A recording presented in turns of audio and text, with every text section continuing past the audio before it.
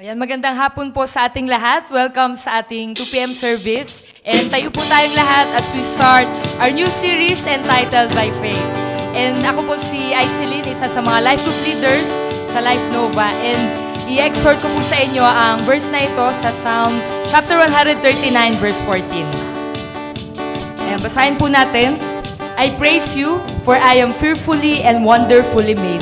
Wonderful are your works. My soul knows it very well. So, as we start our brand new series, yan, nasa week 1 na po tayo na ating series entitled By Faith. And so, ito yung pinanghahawakan natin. God is our Creator and si God, faithful siya, mabuti siya sa buhay ng bawat isa sa atin. Amen? And so, si God ang nag-create sa atin. He created us fearfully and wonderfully, and lahat ng works niya ay wonderful. God created us wonderfully, and in His image, God created us beautifully. So with that, let's pray. Lord, we thank you for this afternoon. Maraming salamat, Lord, for gathering us. Salamat, Lord, for your word, and thank you for reminding us, Panginoon, that you created us. You love us, Panginoon, and sobrang faithful mo sa buhay namin, God. And so, worthy ka, karapat dapat ka, Lord, sa lahat ng mataas, Lord, the best na papuri at pagsamba, Lord. We worship you, we love you, God. We lift up your name, and we pray this in Jesus' name. Amen. Amen. Purin po natin, Panginoon.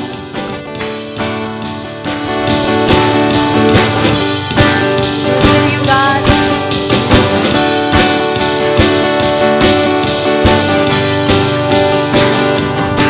Sing, faithful, that is your name, and you are able to see the scene now and forever. Now you never change. Giver, you open your hand, you are provider. You meet every need, every desire. By your unshakable word, we come to you. We come to you now.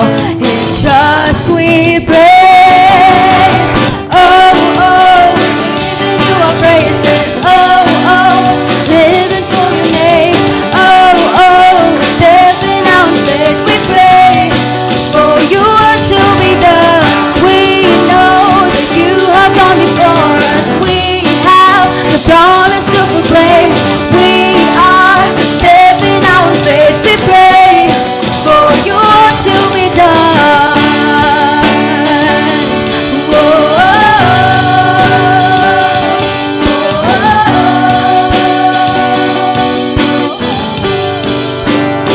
Sing, giver, giver, still eternity.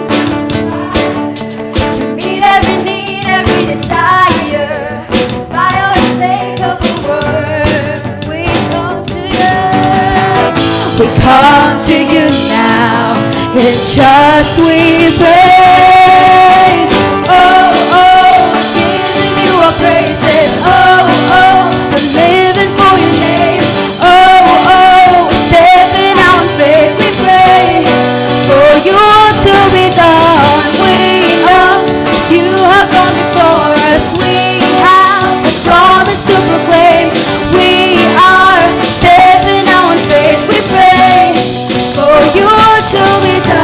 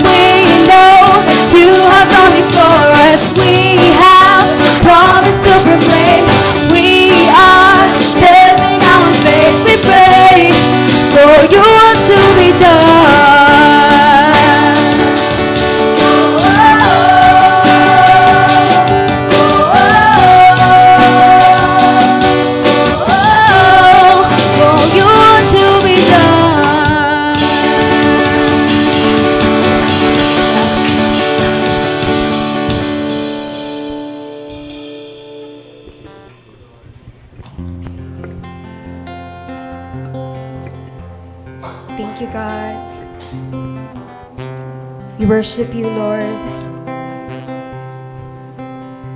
Fill us, Lord, of your love, God.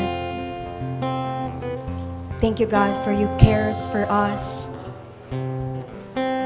Ikaw lang ang kailangan namin, Lord. Ikaw lang ang may kayang pumuno sa amin, God. Ikaw lang yung makapag-fulfill, Panginoon. Ikaw lang yung may kaya, God. Kasi ikaw, Panginoon, ang makapangyarihan naming Panginoon, our Father. Thank you, God, for loving us. Thank you, Lord, that you are here with us, Lord. Thank you, God, for hugging us today, God.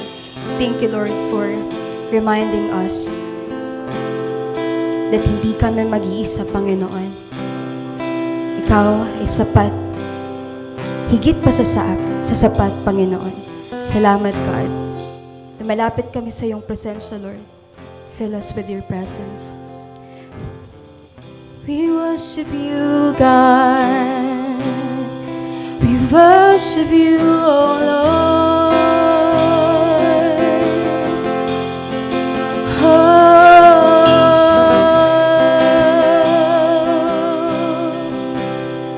Let's sing. Pagsubok ay nasa aming harapan, lakas mo ay tama sa kahinaan. Kung minsan di alam ang dahilan, ngunit ikaw pala ay nariyan. Ika'y ligayang di mapantayan. Sa gitna man ng lumbay at alinlangan.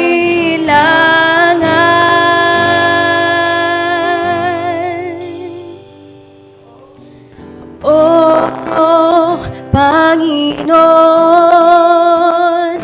ang pag-ibig mo'y higit sa kayang ibigay ng mundo. Katapatan mo'y ihahayag ko upang makilala ang ngalan mo,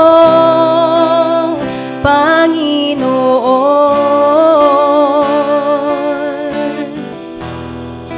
O Panginoon,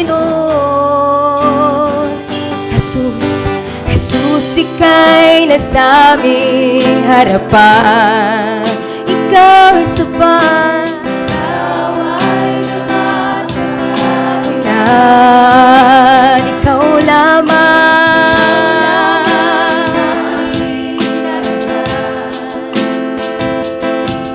ang iyong presensya'y laging nariyan. Ika'y ligayang di mapantayan.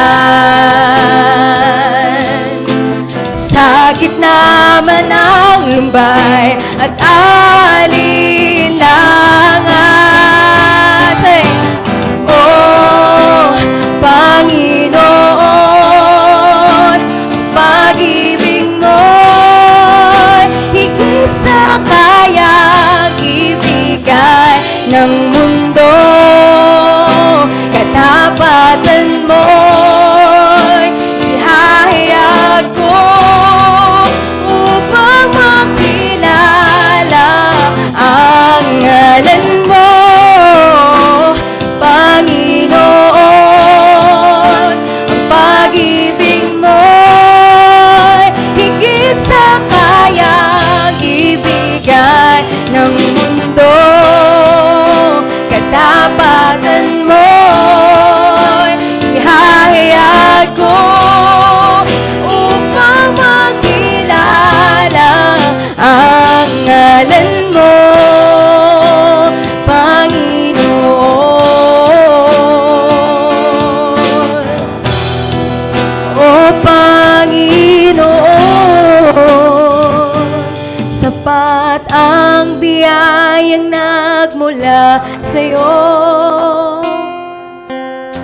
Sapat ang kaluwalhatian mo, sapat ang kapangyarihang tagalay mo.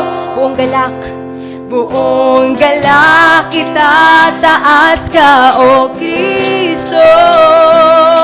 Sapat ang biyayang nagmula sa'yo. Sapat ang kaluwalhatian mo, sapat ang kapangyarihang tagalay mo. Buong galak itataas ka, O Kristo. Ika'y sapat ang biyayang nagmula sa'yo. Sapat ang kapangyarihang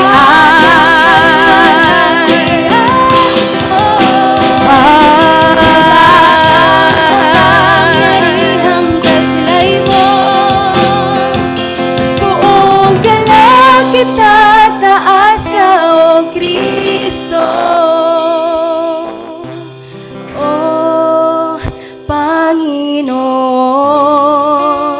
ang pag-ibig mo'y higit sa kayang ibigay ng mundo. Katapatan mo'y ihahayag upang makilala ang ngalan mo, Panginoon.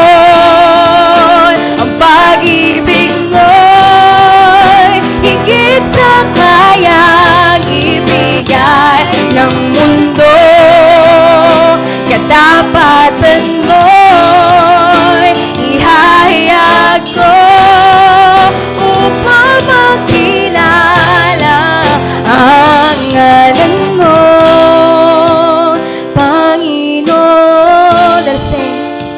Pag-ibig mo'y higit sa kayang ibigay ng mundo. Katapatan mo'y ihahayag ko upang makilala ang ngalan mo.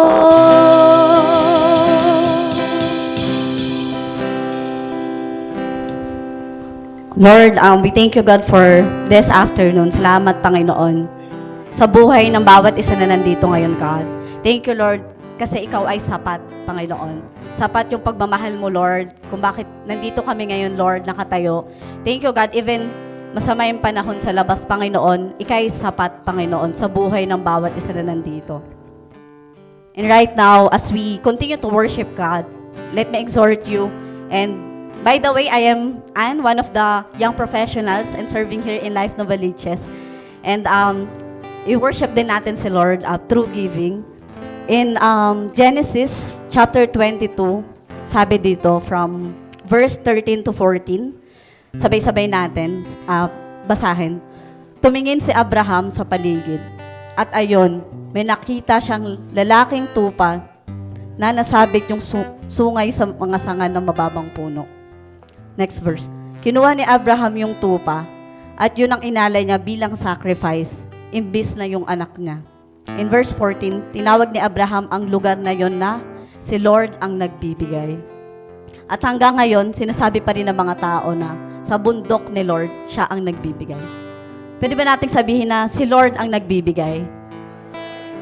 In whatever sacrifices, and yung verse na binasa natin in this chapter 22, when, siguro kung familiar na tayo sa verse na to, si Abraham, yung dapat isasacrifice niya yung anak niya. And yung nandun na sila sa bundok, meron silang nakitang tupa. And siguro ano din no, sa atin, sometimes ang hirap magbigay ng sacrifice kay Lord. Even in sa finances natin, in whatever resources na meron tayo. But in this verse, makikita din natin how God provides sa lahat ng needs natin, sa lahat ng pangailangan natin. Even yung pag-tithes natin, give tithes and offering, it's also a sacrifice, but it is also a worship to God. Because everything na ibibigay natin kay Lord, it's actually, sa Kanya naman talaga yun. And minsan, akala natin yung pinaghirapan natin, Lord, ang sakit ng part na to na ibibigay namin sa'yo. Pero it is a sacrifice, but it is also God yung magbabalik. And sabi pa nga, di ba, sa other version ng verse natin is, punong-puno pag nagbalik si Lord. Minsan, ayun pa nga, sabi kanina sa kanta, sapat pa yung ibabalik ni Lord. And yung ibibigay natin, it is not just for a church, but it's also na ma-reach out natin, the other nations, the other campuses, na hindi pa nakakarinig ng salita ni Lord. And with that, let me call on the ushers to assist us. And we can also give sa online natin, GCash, video account. So yun, let's pray. Lord, we thank you. Salamat, Panginoon, because it is you, Panginoon, yung ultimate provider namin, God. Salamat, God, kasi every time, Lord, we think, Lord, na kulang kami. God, baguhin mo yung mindset namin, Panginoon. Itama mo, Lord, na yung resources, Lord, na kulang sa amin, pang mundo lang yun, Lord, eh. Iba yung kingdom mindset, Panginoon. Baguhin mo, Lord, yung mind namin na mamuhay by faith, God. Like Abraham, Panginoon, na mahirap isacrifice yung kaisa-isang anak. But, Lord, because of his faith, Panginoon, sa'yo, God, ganun din kami, Lord. Turuan mo kami maglakad by faith, Panginoon. Ano man pong pangailangan ng bawat isa na nandito, God. Personally, Lord, hindi namin alam. But it is you, God, yung nakakaalam, Lord, ng pangailangan ng bawat isa. And we also continue, Lord, to pray sa mga kids na nandito. Salamat, Lord, for the next generation. Panginoon, we believe, God, na malaki yung plano mo, Lord, sa mga next generation. I pray, God, na ikaw, Lord, yung Lord, lalaki sila, Panginoon, na ikaw yung tinitingala, ikaw yung tinitignan, Lord. Your ways, Panginoon, yung guidance mo, Panginoon. Even sa mga teachers namin, sa kids teacher namin, God, may your Holy Spirit be upon to them, Panginoon. Para maturuan na maayos, Lord, yung mga kids namin, God, na mamuhay, Lord, sa salita mo. Mahalin ka, Panginoon, sa bawat paglaki nila, Lord. Thank you, Lord. And we just want to bring back all the honor and all the glory and praises. In Jesus' name we pray. Amen. Continue to worship God.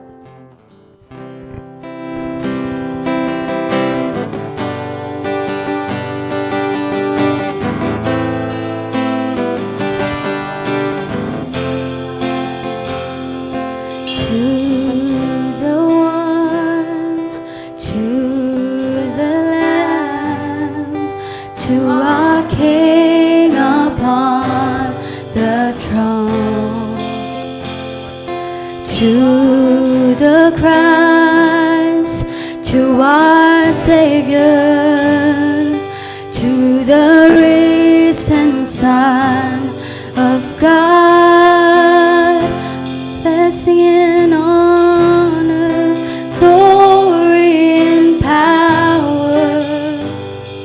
Salvation belongs to our God. Blessing and honor now and forever. Salvation belongs to our God. Blessing and honor. Oh, blessing and honor. Oh, to our hope, our Redeemer, for the sacrifice you made. From our hearts to the heavens, from our hearts to the heavens, for your glory we proclaim. Blessing and honor, glory and power. Salvation belongs to our God. Blessing and honor now and forever. Salvation belongs to our God.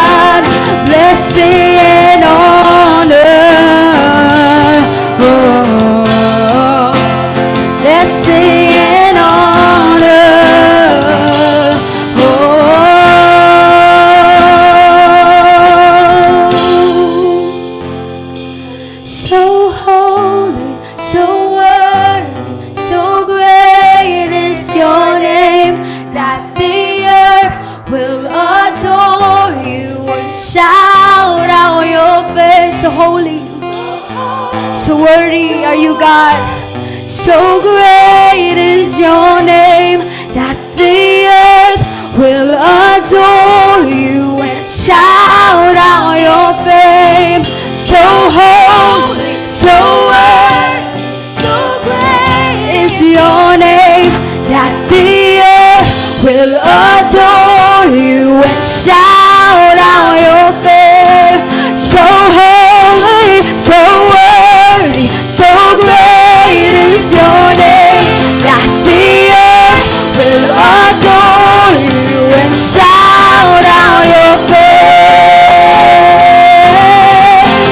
Blessing and honor, glory and power, salvation belongs to our God.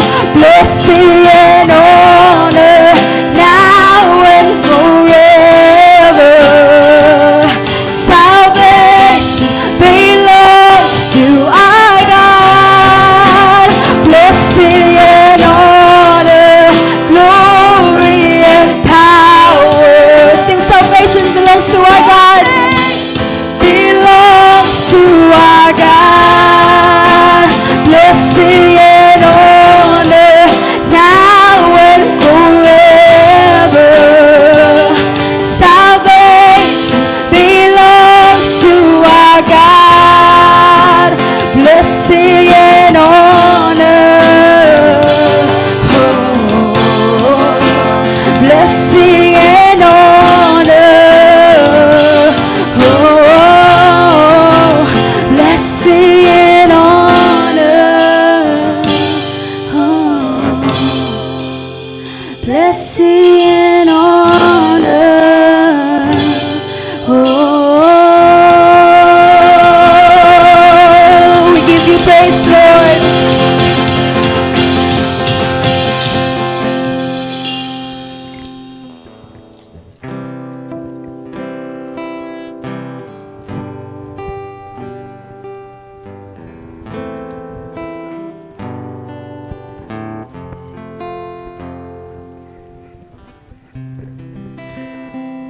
Hebrews 11, 8 to 12.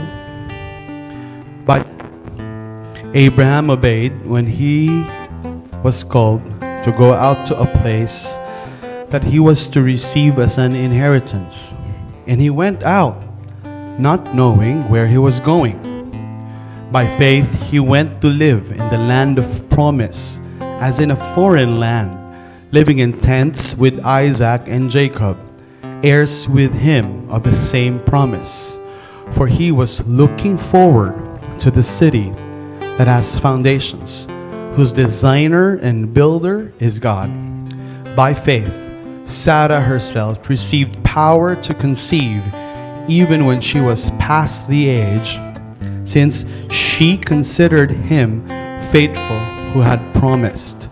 Therefore, from one man, in him as good as dead, were born descendants, as many as the stars of heaven, and as many as the innumerable grains of sand by the seashore. Dahil sa faith, sumunod si Abraham nung pinapunta siya ng Diyos sa lugar na pinangako sa kanya. Iniwan niya ang bansa niya kahit hindi niya alam kung saan siya pupunta. Dahil sa faith niya, namuhay siya na isang dayo sa lupang pinangako ng Diyos sa kanya. Sa tent siya tumira, gaya ni na Isaac and Jacob, na tumanggap din ng kaparehong pangako sa Diyos. Hinihintay kasi ni Abraham yung city na matatag ang pundasyon, at ang Diyos mismo ang nag-design at nagtayo.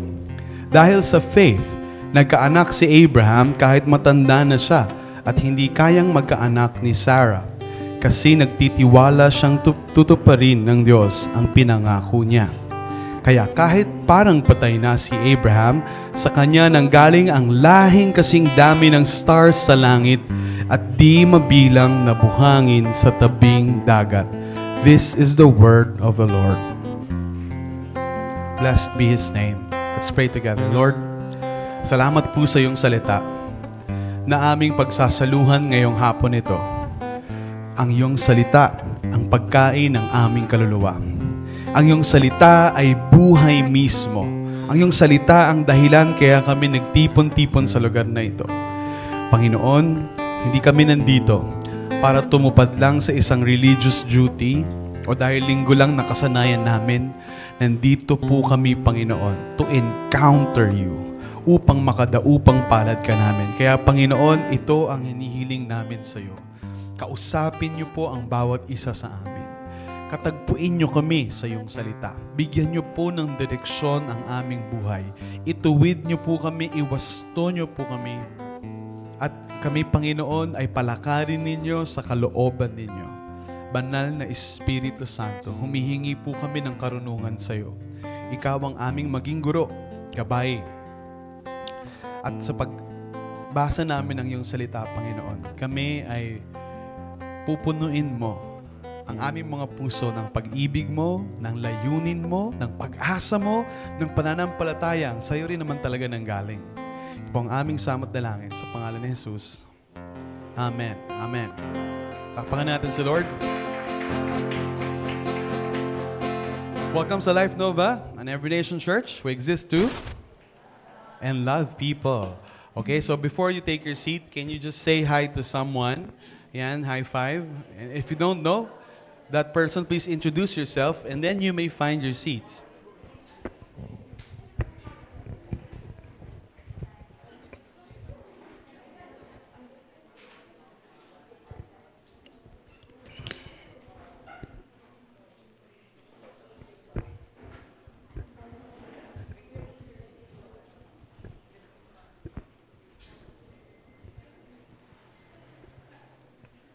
Yan. So welcome po. Bago tayo magsimula, gusto ko lang kayong i-commend ang tatapang ninyo. Palakpakan niyo naman yung mga katabi niyo ngayon. Yan. And gusto kong titignan niyo siya sa mukha. Titignan niyo sa mukha yung katabi niyo. Yan ang mukha na hindi takot sa bagyo.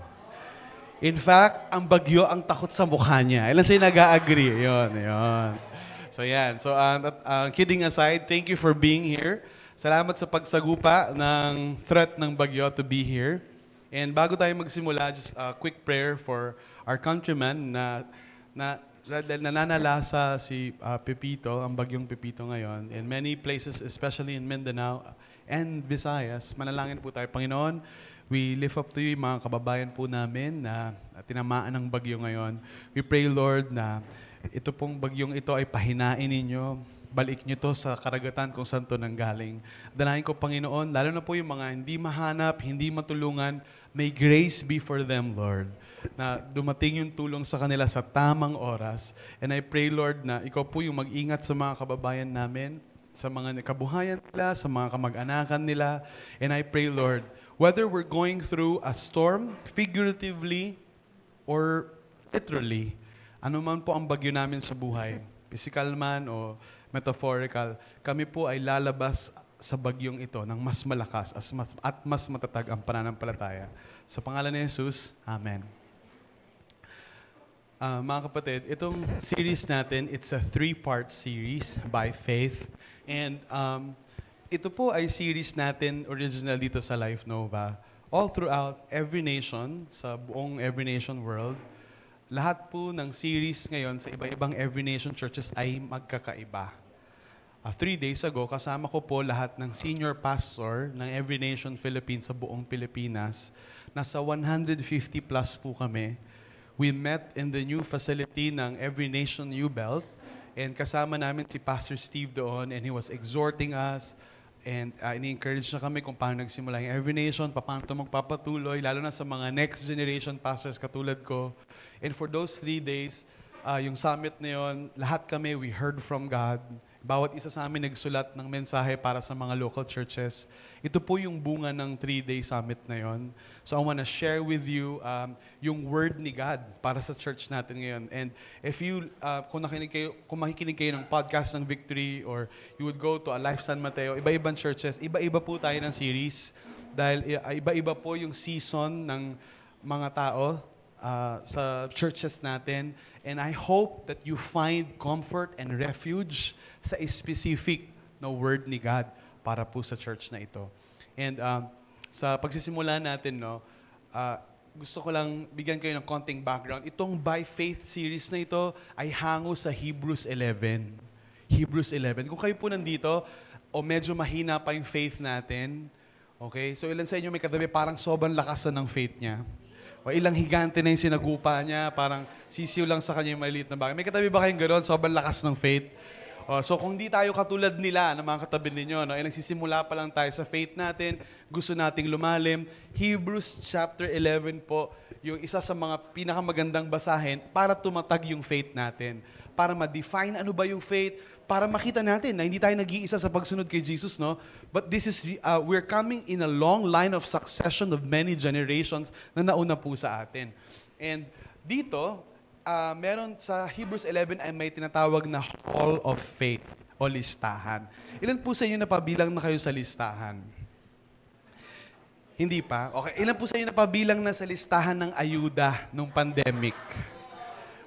Ilan po sa inyo dito nagalit at nagreklamo sa barangay kasi wala yung pangalan nyo doon? So wala tayong kay mayor, mga delata. Ilan po sa inyo na subukan nyo nang hanapin yung pangalan nyo sa listahan ng mga botante at hindi nyo nakita at sabi sa inyo, hindi ka kasi laging bumoboto? O ilan po sa inyo dito, hinanap nyo yung pangalan nyo sa listahan ng botante pero hindi ka naman talaga nagpa-register? Natural, wala ka doon, di ba? So anyway, nasan man kayo, and ako po, siguro yung pinaka sa mind ko lang na napabilang sa listahan, lagi po kasi akong kasama sa Dean's List ng university. Hindi naman po sa pagmamayabang, talaga, with all due humility. So naiinis na yung mga classmate ko kasi lagi na ako sa pinakamataas na sa ranking sa listahan ng mga grades. Sabi sa anong sikreto mo? Napapagod na rin ako. Ayoko na makita na number 1 ako lagi. Ayun, so napaka-humble ako ng pastor dito sa Nova. Na hindi po joke yon, no? So, ang joke lang po doon yung kayabangan ko kasi napaka-humble ko po talaga. But every time, after every semester, I would look at myself at the Dean's List. So, kaya ko to kinukwento sa inyo, hindi dahil nagyayabang ako na Dean's List, because by the grace of God, kailangan ko po talagang nasa Dean's List. Kasi kung wala po ako ron, hindi na ako makakapag-enroll next sem. Nakapag-aral lang po ako through a full academic scholarship. So, kailangan ko mag-maintain ng 1.25 average or else, hindi na ako makakapag-aral. So, sa akin, importanteng makita ko yung pangalan ko dun sa Dean's List. Kasi kung hindi na ako nila classmate next sem. And so, to me, every time I would look at the list, I would pray, Lord, sana nandun pa ako, sana hindi bumaba yung average ko. Kasi yun lang yung tanging paraan para makapag-aral ako. Hindi katulad ngayon, marami ng scholarship. Dito pa lang, may Real Life Foundation tayo, may mga sa iba-iba pang ahensya ng pamahalaan at mga kumpanya, nagbibigay na rin ng scholarship. Kung ganun lang sana nung panahon namin, nung mga 1970, so sana, di ba, hindi tayo masyadong nahirapan. Pero the reason I'm telling you this, katulad ng listahan na yon, napabilang na ba kayo sa drug list? Ilan sa may katabi parang napunta na sa drug? Wag naman sana. Yun ang listahan na wag, no? Wag sa drug list. Pero, itong listahan to, hindi to drug list, hindi to Dean's List, these are the list of those na nagkaroon ng faith kay Yahweh. And so Hebrews chapter 11 details this succession of people from Adam, from the line of Adam, lahat ng sumampalataya sa Panginoon Diyos mula nung panahon pa na nilikha yung mga tao. You will find there Abel, yung anak ni Adam, si Enoch, and so on and so forth. So hindi natin dadaanan lahat yon sa series na to. Pumili lang tayo ng 3. For this week, we're going to be talking about Abraham and Sarah. And then next week, we're going to be talking about the faith of Moses. And then last week, we're going to talk about the faith of Israel as a nation. So I feel like, as a pastor, na gusto ng Panginoon, tumatag yung faith natin. So bago tayo magpatuloy, definition of terms muna tayo. Ano ba ibig sabihin ng faith? Alam nyo, marami kasing katuruan sa faith ngayon na uso. And pag nanood ka lang ng TV, lumipat ka ng ibang channel, marami kang maririnig na mga katuruan sa faith. Pero hindi lahat yon tama. Okay? Example, isa sa mga sikat na connotation ng faith ngayon, pag may gusto kang bilhin, o may gusto kang magkaroon, hawakan mo lang yan.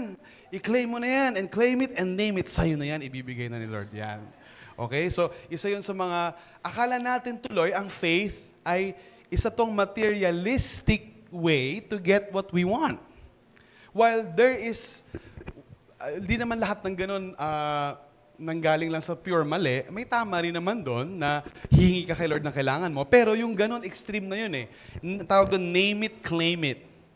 Diba? Gusto mo yung coaching yan, kung anong kulay, i-visualize mo, sa'yo na yan.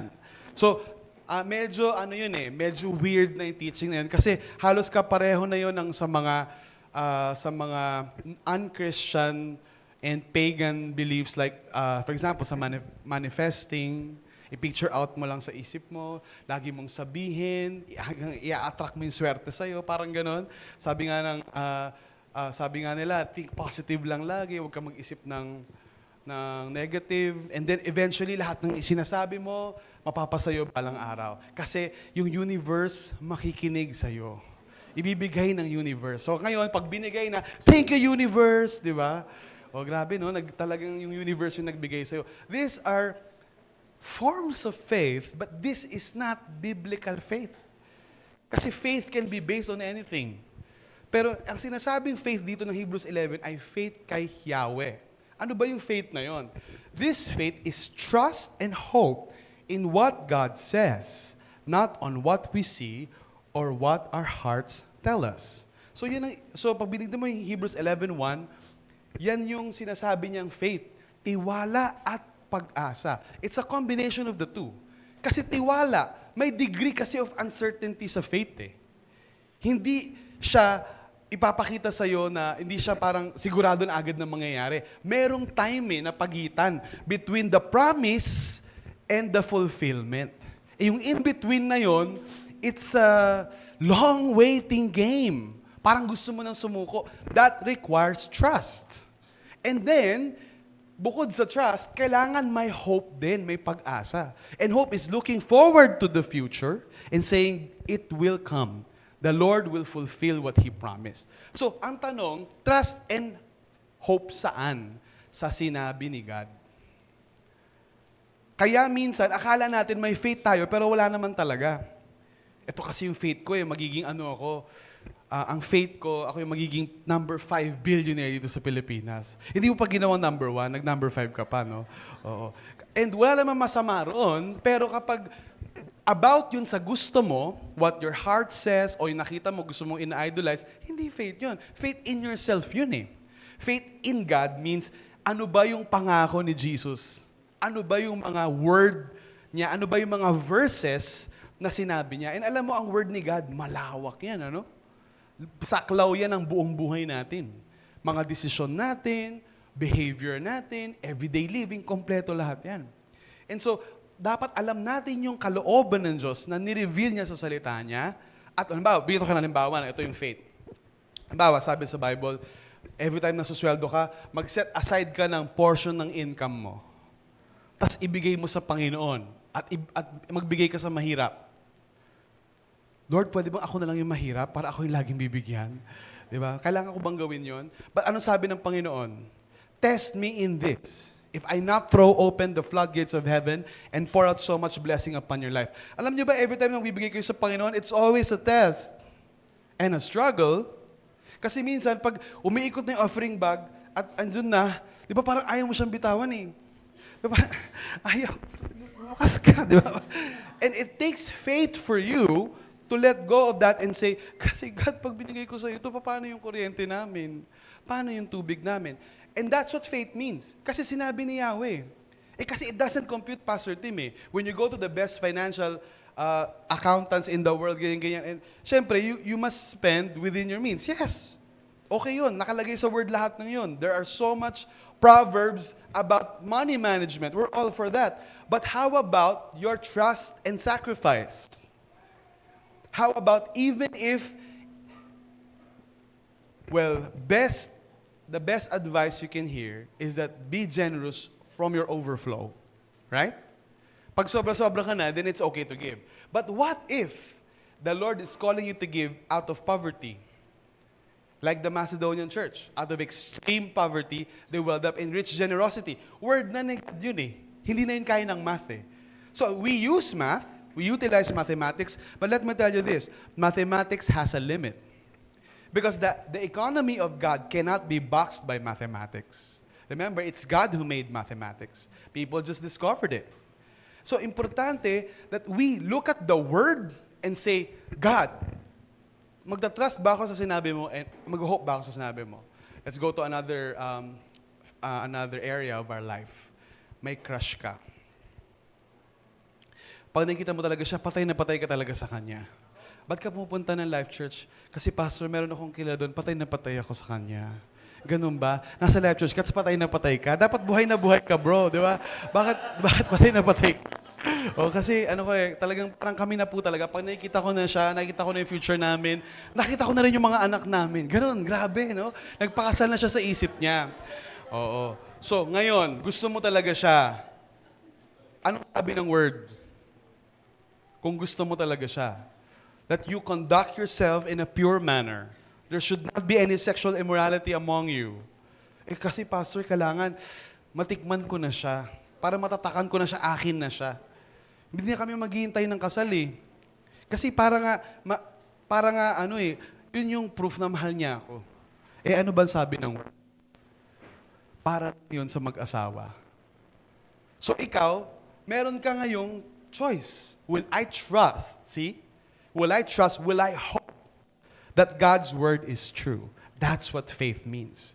Faith is not summoning in your best imagination your best life ever and then manifesting it. That's not faith. That's manipulating. You can be manipulating God and twisting God and saying, God, ibigay mo sa akin to. I'm not saying we can ask from God, but faith, the posture of faith is like this. Lord, what do you want from me? It's not always what's comfortable. It's not always what's available. It's not always what is doable. Sometimes the will of God takes you to a journey of impossibility and difficulty and suffering, and kasama yon sa word ni Lord. Diba? Pastor, puro ka pa tuwing tumatayo ka na lang dyan. Ayaw na ayaw ko tayo nagpipreach. Wala ka nang ginawa kundi mag-exhort ng suffering. Kaya siguro kami minamalas sa buhay. Kasi yan na lang puro verse na inaano mo. Bakit hindi ba pwedeng puro na lang blessing yung sabihin mo? Yung buka ng bibig mo, puro na lang yayaman kami, bibless kami. Bakit hindi na lang ganun, Pastor? Alam niyo kung bakit hindi ganun? Kasi if I'm gonna give you the truth, I can only give you the full truth. Hindi ko siya pwedeng bawasan eh. Sabi ni Jesus, if anyone comes after me, he must take up his cross and die daily. There's a sacrifice involved eh. Magsisinungaling ba ako sa inyo? Pwede yun. Prosperity gospel na lang tayo para lahat na lang payaman. Di ba? Wala nang problema. Wala nang mag-usap ng kasalanan dito para wala ma-offend. Pero hindi yun ang full truth eh. Real talk tayo eh. Kailangan malaman natin yung buong katotohanan. If it's not the full truth, it's not worth following. Think about it. Kung binobola ko lang kayo dito, pwede naman kayo pumunta sa ibang comedian eh. Pwede kayo pumunta sa ibang therapist. But I'm giving you the very words, the divine words of the Maker Himself. And para sa akin din yun. No one is exempted to this. As I preach this to you, I am also hearkening dahil para sa akin din ito. So, what's faith? It is trust and hope in what God says. Kung wala pa kayong appointment kay Jesus every day, na binabasa nyo yung salita niya, gumawa na tayo. Nazareth. Bago ka pa makatulog sa kamay mo, ngayon pa lang, ilagay mo na sa calendar mo. Mag-alarm ka na ng devotional mo. Kailan kayo mag-uusap ni Lord? Importante yan. Iba na tayo ngayon kasi bagyo tayo ngayon. Name drop na. Wala nang mga patama, ha? Oo, kilala ko kayo lahat. Yan. Oo.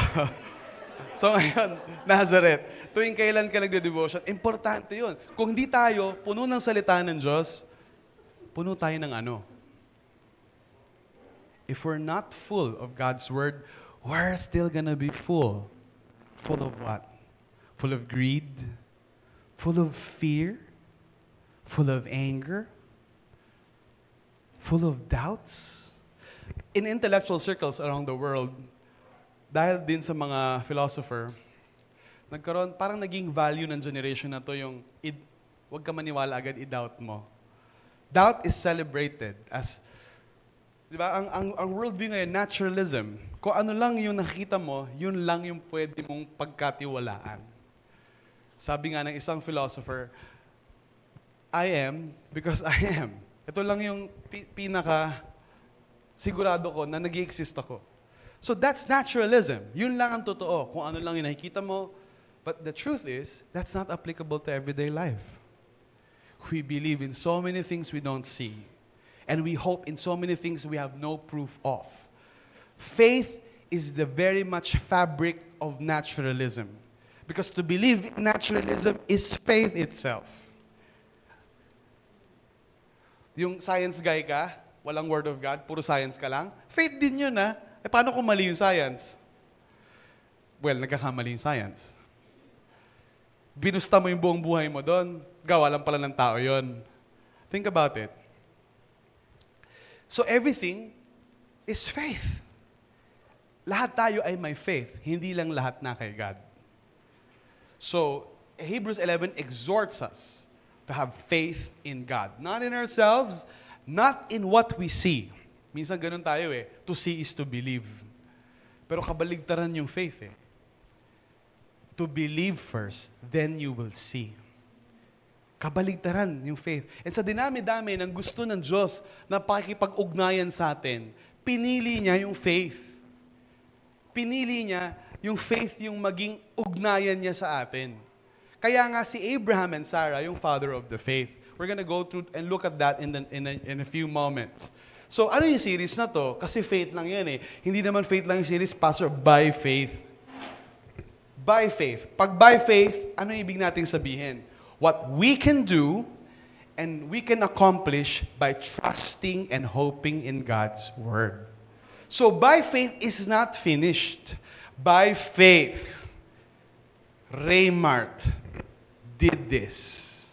By faith, Prince did this. So what is by faith? By faith, Rajesh Baunani, Assalamualaikum, did this. Okay? And so, ano yung by faith ngayon? Faith is not passive. Faith is active.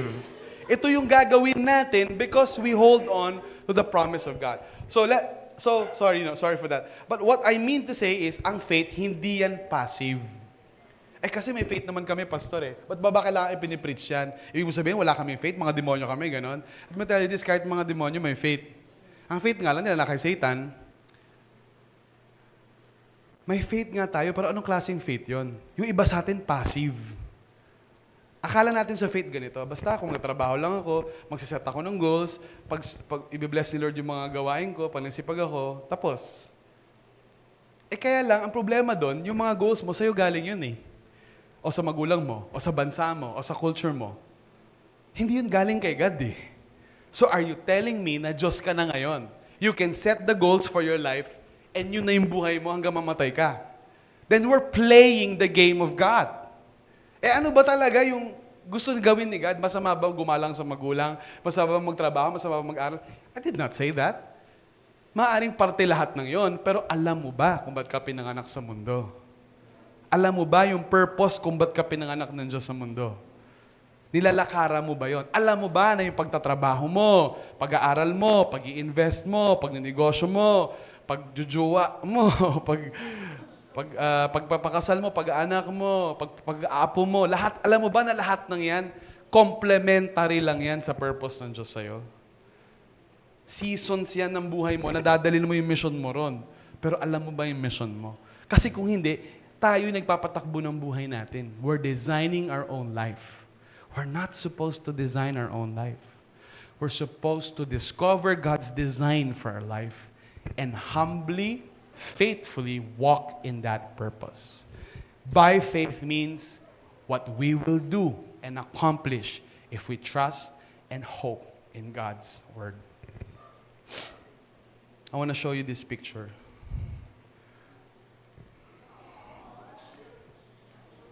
My daughter is celebrating her 4th birthday exactly today. November 17 talaga siya.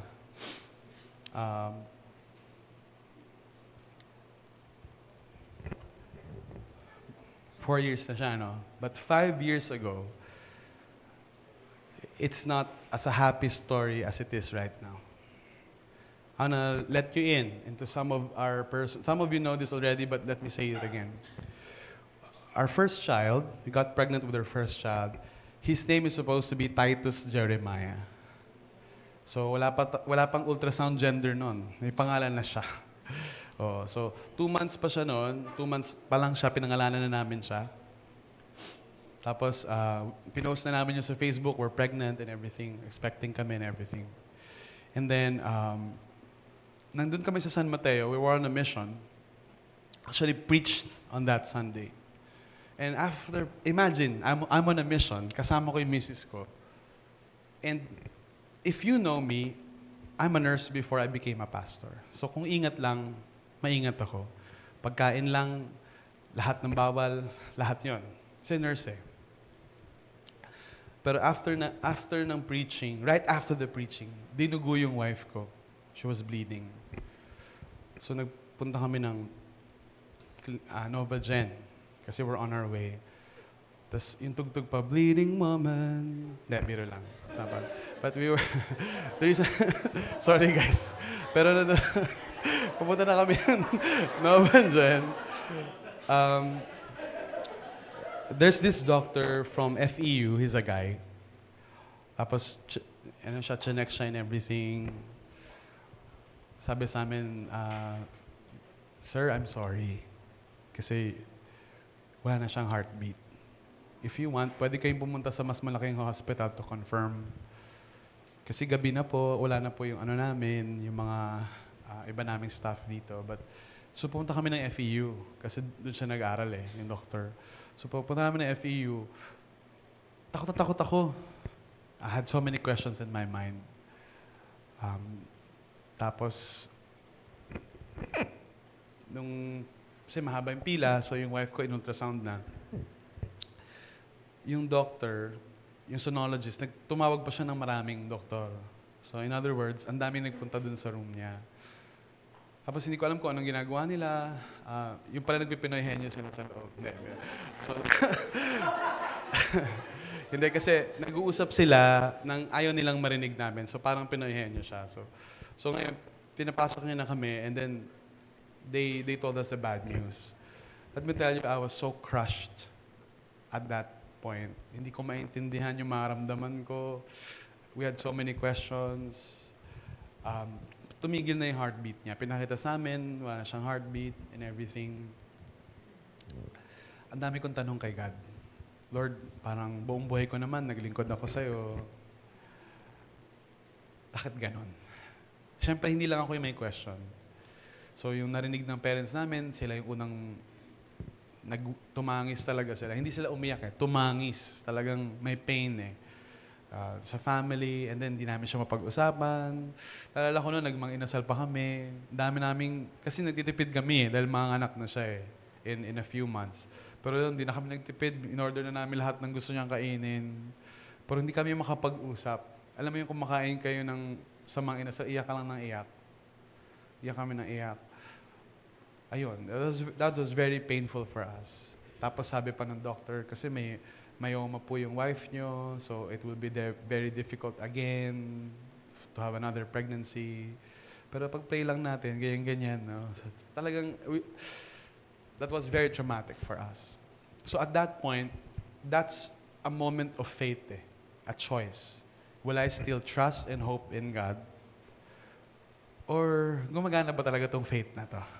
And sometimes, that's our human nature. When we don't get what we want, when we don't get what we want on our own timeline, we get angry at God. And me, like you guys, is just a human. I got angry with God. And ang dami kong tanong na hindi nasasagot. Pero ang lahat ng alam ko lang, promises niya. My plans for you are to prosper you, not to harm you. I have come that you may have life and have it abundantly. And may moment ng buhay ko na yung mga promise niya, para siyang, it's like an irony.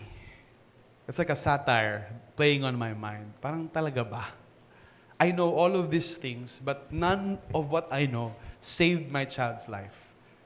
hindi ko na kailangan sabihin sa inyo, pero niluhod ko to, iniyak ko to, pinrophesy ko to, lahat na ng kapangyarihan na pwedeng gawin ng isang pastor, ginawa ko na. 'Di ba? Nag-fast ako and everything, but hindi binigay ng Panginoon sa amin. And then, ito pa yung matindi. Tinatanong ko siya, bakit Lord? Bakit kami and ba't nangyari to? Silent si God. Seemingly silent siya doon. Hindi niya talaga sinabi sa amin yung reason. Normally, isipin nyo, para lang sa series natin, kinakausap nga tayo ni Lord eh. Nililid niya ako sa isang verse eh. Pero ito parang, importante talaga sa akin to. Hindi lang siya parang part lang ng kailangan ng church na gawin of a series. Talagang buhay ko to eh. Ayaw niya akong sagutin. Wala siyang word sa akin. So nagtatampo ko sa Kanya in many ways. Bakit, Lord? Bakit? And tiniis niya kami noon for many months. Talagang, ilan sa inyo dumadaan kayo sa ganon? An unspeakable situation. Hindi mo rin makwento sa iba. Something that really pains you and you have so many questions with no answers. And God seem silent. Kaya ako sinasabing seem, kasi God is never silent. He always speaks to us. Kaya lang, may mga sitwasyon tayo na parang di natin siya marinig. Kasi we're so overwhelmed by our emotions. We're so overwhelmed with our goals and timelines and plans and timetables. And faith declarations, by the way. Christianized faith declarations without consulting God first. We're so full of that. And so hindi natin marinig yung pinapagawa ng Diyos sa atin. I went through the same thing. So, how do you navigate that? How will you continue to listen to God kung gusto lang niyang tiisin mo lang and wala siyang sinasabi sa'yo na sagot? That's exactly the situation of Abraham and Sarah. I want to show you verse 8 in the Pinoy version. Dahil sa faith, sumunod si Abraham nung pinapupunta siya ng Diyos sa lugar na pinangako sa kanya. Iniwan niya yung bansa niya kahit hindi niya alam kung saan siya pupunta. Think about this. Malaki yung problema ni Abraham. Una sa lahat, mayaman siya. Ilan sa inyo may katabing mayaman dito? Hindi nyo alam. Siyempre, yung mga totoong mayaman, tinatago lang nila yan. Ilan sa inyo may katabi, hinala nyo, tinatago niyang mayaman siya. Ayan. O sige, ito na lang. Ilan sa inyo may katabi, mukhang yayamanin. Ayun. Okay, so, ang problema ni Abraham, hindi niya tinatago at hindi siya yayamanin. Literal talaga siyang mayaman. And he owns hectares of lands and cattle upon cattle, a very wealthy businessman. And then, here's the problem in his life. All of his wealth and money, all of his power, they can't have a child with Sarai. Abram and Sarai can't have a child. I'm sure they had the best doctors and the best wisdom available to them. Minsan, iniisip natin mga barbaro yung taga-ancient times. Wala silang medisina, wala silang kaalam-alam. The recent archaeological discoveries disproves that they are far more advanced than we dare imagine. They've built pyramids and ziggurats that we don't have technology right now. Imagine, wala pang mga prinspelayo na engineer at bosque na civil, but they were able to build all of those. Mathematical equations that we have no privy knowing. Imagine the ancient engineers when they built those citadels and towers.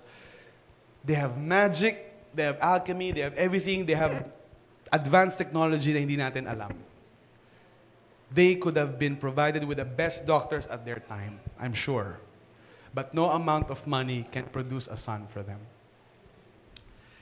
Kung hindi pa, kumaga sa pinagsakluban sila ng langit at lupa eh. Kasi wealth na nga lang yung meron sila eh. That will make them feel na they have something. They have meaning. Pinaiiwan ni God sa kanila. Iwanan nyo yung lupa nyo. Alam nyo, tandaan nyo ha, for a nomadic people na nagsettle because of agriculture, importante yung lupa. You're tied to the land, you're tied to the tribe, your identity comes from, and iiwan mo daw lahat yon. At saan pupunta? Sa bansa na pinangako daw ni Yahweh sa kanya without any assurance of whatsoever. Ang illustration ko nga nung 10 a.m. kasi ako rin nung 10 eh. Parang, di ba pag pupunta kayo ng church, nakikita niyo may malaking bahay dito sa likod. Parang sabi kay Raymart, sa'yo na yung bahay na yan. Thank you, Lord. Kaso may nakatira. Tsaka ang problema lang, may titulo, tapos may mga aso, tapos may mga nakatira, tapos papahuli ka pag pumasok ka. Parang gano'n. Pero sa'yo na yan. Diba? Thank you, Lord, Magagamit ko po ba? Di ba? Parang binigay yung Israel kay Abraham, pero may mga nakatira ron. To make matters worse, they're a race of giants. Very advanced military, very advanced technology. And then, ano lang siya? Animal husbandry man. Kasi iniwan niya lahat ng kayamanan niya in a different nation. He is the father of our faith. The faith of Jesus came from Abraham. Well, his physical mortal flesh. Nung pinanganak si Jesus, Hudyo yung katawan niya sa lahi ni Abraham. Ito yung nauna, guys. And he came from a distant land. Pinapunta siya sa hindi niya lupa. Ilan sa inyo dito may pinapagawa si God sa inyo na parang it doesn't make sense. And it takes a lot of sacrifice.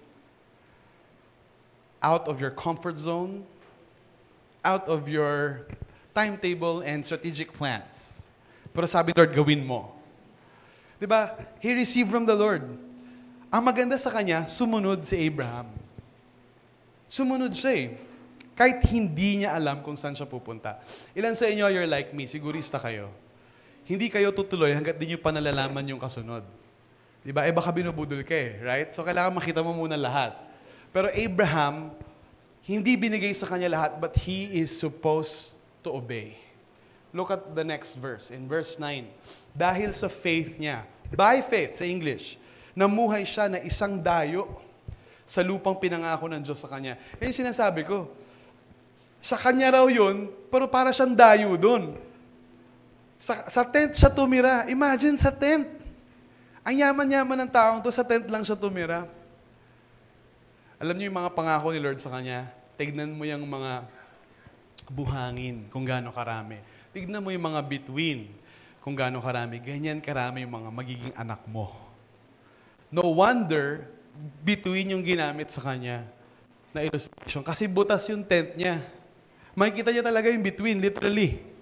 And whenever he would gaze up at the Milky Way expanse, he will always remember the promise of Yahweh, I will make your descendants as numerous as the stars in the sky.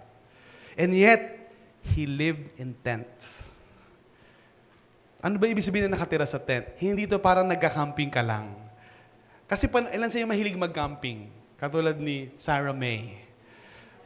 Pupunta ng Mount Apo, magka-camp dun tapos from there, magsi-stream ng campus ministry preaching, di ba? Mga ganon. Ilan sa'yo mahilig mag-camping. Ang maganda sa camping, magte-tent ka, pero uuwi ka talaga sa bato, di ba? Bahay ka talaga na... Pero eto, dun na lang talaga siya sa tent. So what does the tent represent? No permanence. Hindi siya secured. And wala siyang title deed. Di naman tinitituluhan yung tent eh. Para siyang nagre-rent in a land that's supposed to be his. He lived like that. And so was his son and his grandson. Hindi lang siya. Down to the third generation from him, Jacob. Nakatent lang sila in the promised land. Talk about distance between promise and fulfillment. Wala kang, anong proof na magkakaroon amin talaga to? Yung tent. Isipin mo kay Isaac, kay Jacob, wala pa din. Kaya nga sila men of faith, they were holding on into something that God promised. Kaya when you read the book of Genesis, it's first 11 chapters as primeval history. Saan nanggaling yung mga tao? Answers the big questions. Who made us? What's the world for? Tapos magulat ka, pagdating ng chapter 12, biglang nag-zoom in na lang sa isang pamilya hanggang sa dulo ng chapter 40 ng Genesis. Biglang pamilya na lang ni Abraham yung buong, parang kinuwento lang yung start ng mundo, tapos kila Abraham na umikot yung buong Bible. Their story is supposed to be lived out by us. To know who Yahweh is. Ito yung isang pamilya na nakilala si Yahweh. Paano sila nag-respond? And by the way, kahit nasa Hall of Faith si Abraham, it doesn't mean na hindi siya makasalanan. reading the book of Genesis, you will see their family scandal. Yet, no mention of that is in the book of Hebrews. Ang nakalagay lang sa Hebrews, sumunod siya. Hindi na tinandaan ni Yahweh yung mga kasalanan niya. Ganon si God. He will not remember our sins anymore. But what He will remember is that act of obedience on our end. So sabi niya doon, pareho lang sila na tumanggap ng pangako. Anong tinanggap nila? Pangako. Hindi titulo, hindi down payment, pangako lang. They were holding on to the promise of God. Verse 10. Ano yung dahilan? Kaya siya nakatiis ng ganon. Hinihintay kasi ni Abraham yung city na matatag ang pundasyon. At ang Diyos mismo ang nag-design at nagtayo. The reason na natitiis ni Abraham yung tent is because he's looking forward. Say, looking forward. He was looking forward to God's city. Remember, Abraham came from Mesopotamia, the Fertile Crescent, the cradle of all civilizations. They were a very advanced people, more than we could ever dare imagine. And ang daming nakikipag-compete kay Yahweh na gods in the Fertile Crescent. Sabi ni Marduk, sabi ni Baal, sabi ng iba, sila daw yung Diyos. Si El, siya daw ang Diyos. Lahat ng yan. And then sabi ni Yahweh, ako ang totoong Diyos na lumikha sa lahat ng yan. At anong proof nila? Isang maliit na bansa. Pinakamaliit sa gitna ng malaking imperyo ng mga Diyos-Diyosan. Think about that. It took a lot of faith for Abraham not to look at those foreign gods. Sabi, punta lang siya ng Egypt eh. Ang daming gods doon, pantheon yun. May Osiris, may Ra, ang daming mga, di ba? Pyramid, ang daming sphinx, ang daming mga structure. Tapos pag uwi niya sa Israel, ano meron siya? Tent.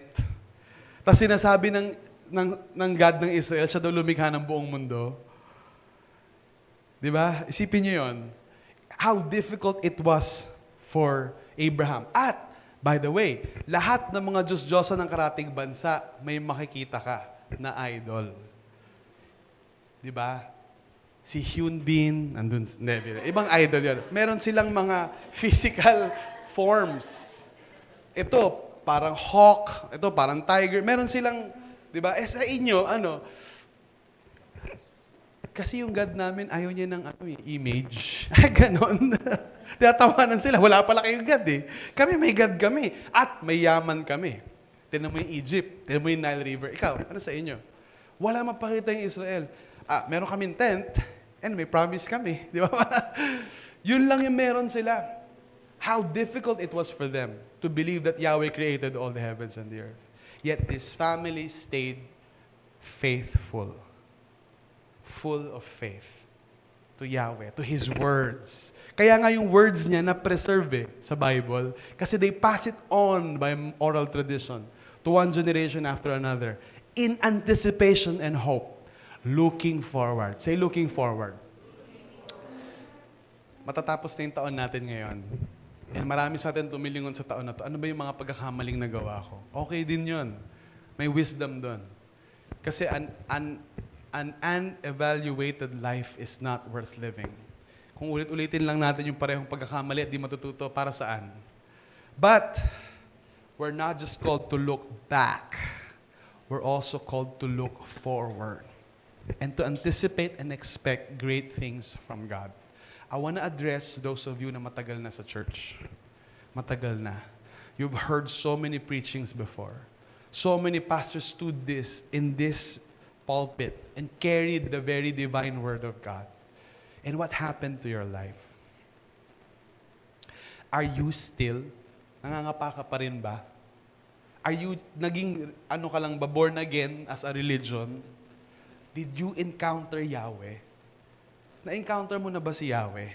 Alam mo yung na-encounter? Naranasan mo siya sa buhay mo, na sobrang totoo niya, kaya mong ipagsabi sa lahat na totoo siya. Hindi lang to mga kwentong pinasa sa'yo ng ibang tao. Ikaw talaga nakaranas. Let me tell you this, kung gusto mong maranasan si Yahweh, ang pinili niyang klase ng relasyon ay faith. Kailangan nating magtiwala at umasa sa salita niya. Kahit anong sitwasyon natin.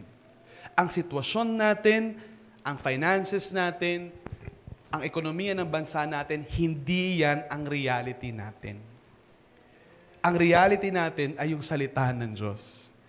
The Word of God should supersede our reality. And unless we live like that, we're not living as true to our faith.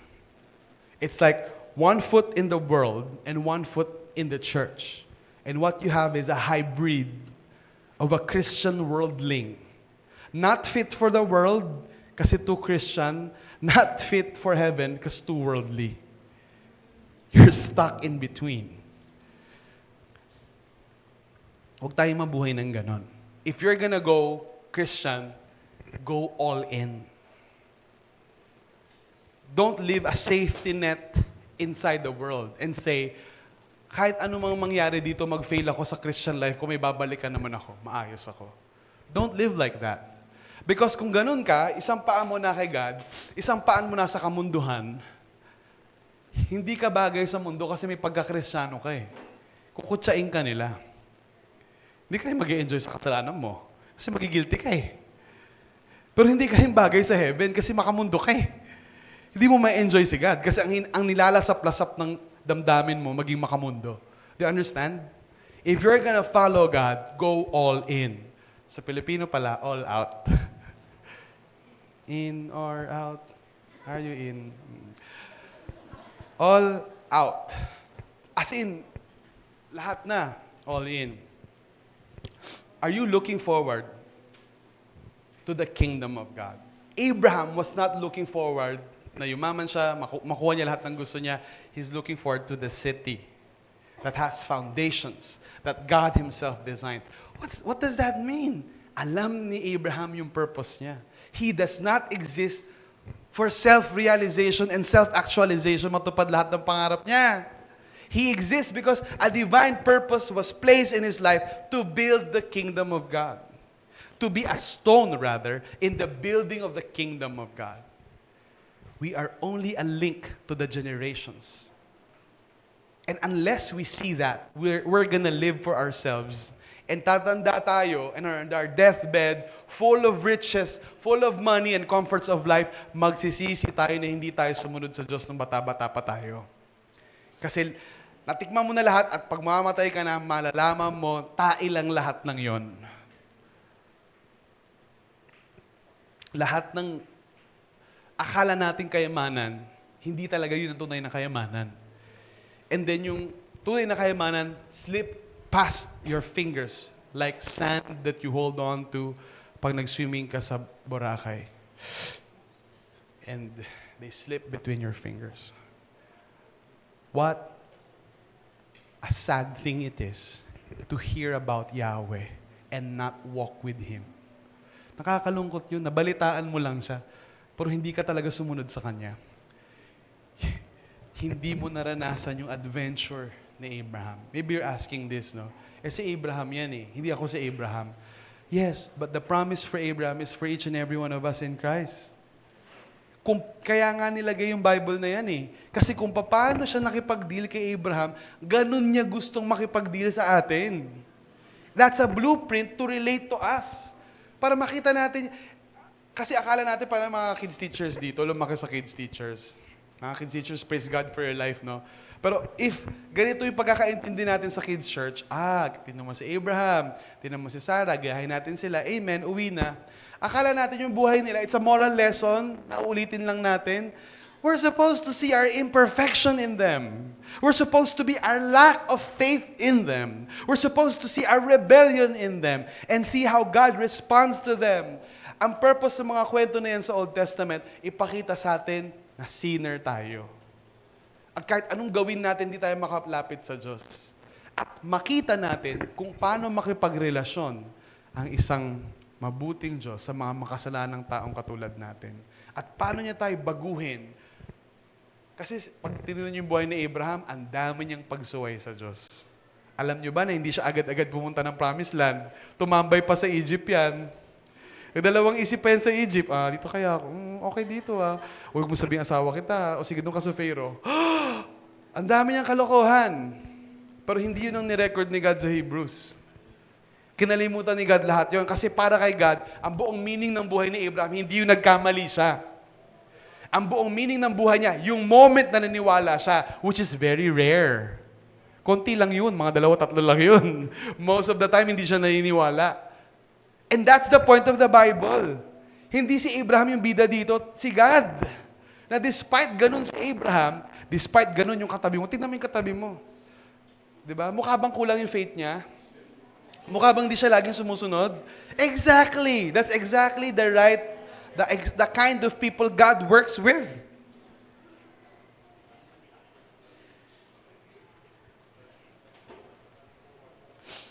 And that's the story of our faith. In summary, by faith, he obeyed.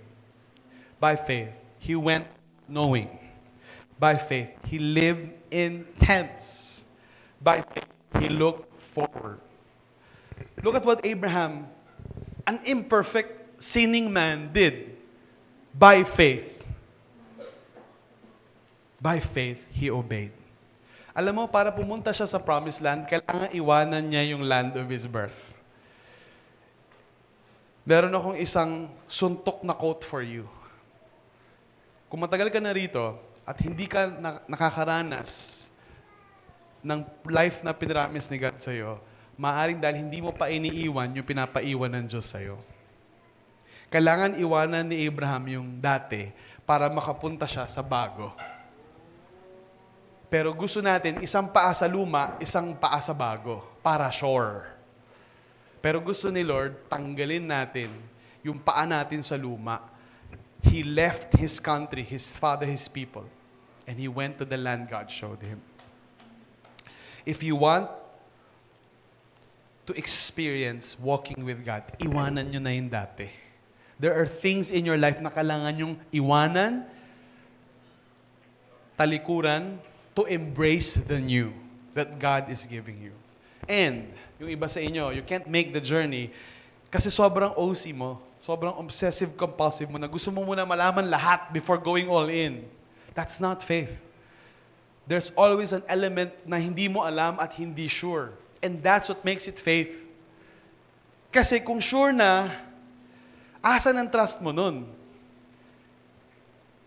Asan dun yung leap of faith mo? Kaya nga siya leap of faith. Lulukso ka talaga kasi wala kang matatungtungan eh. Narinig nyo na yung leap of faith?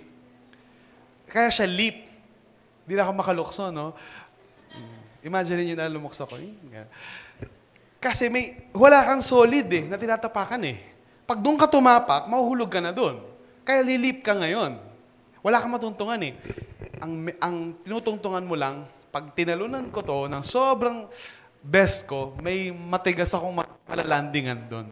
So imagine in your mind, nag-rock climbing ka, tas dumilim, nahulog yung flashlight mo.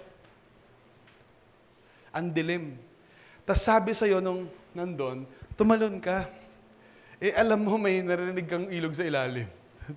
Tatalon ako. Walang flashlight. Tumalon ka. Ikaw ay ginaganon mo ngayon. Kakaganon mo, nahulog ka ngayon. Kasi na out of balance ka. Do you understand? Yun ang leap of faith eh. Wala kang matungtungan, word lang yung naririnig mo. Ganun yung word ni God eh. Anak, mag-trust ka lang sa akin. Gawin mo tong pinapagawa ko sa'yo. Gawin mo tong mission mo. Meron tayong tinatawag na FOMO. Are you familiar with FOMO? It's a very good marketing strategy for games, for Shopee, for Amazon, and for everything in between. FOMO is fear of missing out. Meron kaming limited edition na ganito. Pag hindi mo to binili ngayon, hindi ka na makakabili nito ever. Baka ma-miss out ko yun. Kailangan bumili na ako niyan. Sa Mobile Legends, may skin, nalalabas lang ng ganitong buwan. Pag hindi mo ito nabili, wala na. Kailangan bilhin mo na siya ngayon. And alam mo, kaya hindi tayo punta sa pinapapuntahan ni God sa atin, masyado tayong maraming FOMO. We fear on missing out in life. Meron tayong naging feeling in our hearts na kung susunod lang talaga tayo kay God, may mawawala sa atin sa buhay. That prevents us from going all out to God, thinking that the true life is the life here on earth. But Abraham knew better for all his faults. He was looking forward to the city that has foundations. That's why kaya niyang tiisin to live in tents. Sometimes the will of God will lead you directly to living sa isang tent na butas. And that's part of God's plan. Tingnan nyo si Pharaoh. Sino si Pharaoh? Siya yung king ng Egypt. I'm sure, hindi butas yung bubong niya. I'm sure, lahat ng karangyaan na meron siya, wala si Moses nun. I'm sure lahat na ng... May mga wizard nga siya isipin nyo. May mga magician siya na kaya mag-magic talaga ng totoong magic. Hindi sa party He had the empire of Egypt at his command. Pero anong pangalan ni Pharaoh? Even that was not recorded. He's forgotten. But look at Moses, the vagabond. I'm getting ahead of myself. Next week pa pala yun. No? But look at Moses. Pinalaya siya sa Egypt, was a wanderer, wala siyang comfort, just like Abraham. But many years afterward, we remember Pharaoh as a rebel to God. And we remember Moses as someone who followed him. Sometimes we're so addicted to comfort na we risk our life with God just for a few comforts na mawawala rin din naman sa atin. And at the end of the day, you would think, it doesn't even matter. You tried so hard and got so far. In the end, it doesn't even matter. Sayang, no? Sayang pinaghirapan mo. Hindi rin talaga, wala rin pala sa dulo.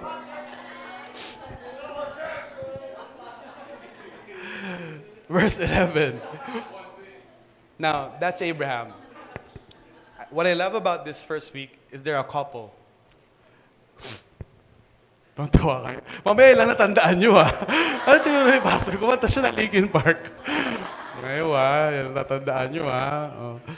Anyway, dun sa verse 11, tingnan natin yung asawa niya, si Sarah. Pastor, sabi mo, faith is active. But si Sarah parang hindi naman siya active. Sabi dito sa verse 11, dahil sa faith, nagkaanak si Abraham kahit matanda na siya at hindi kayang magkaanak ni Sarah. Kasi nagtitiwala siyang tutuparin ng Diyos ang pinangako niya. I want to read this in the English version kasi we lost something in the translation. Can you show Hebrews 11:11? 11:11 yan, may discount.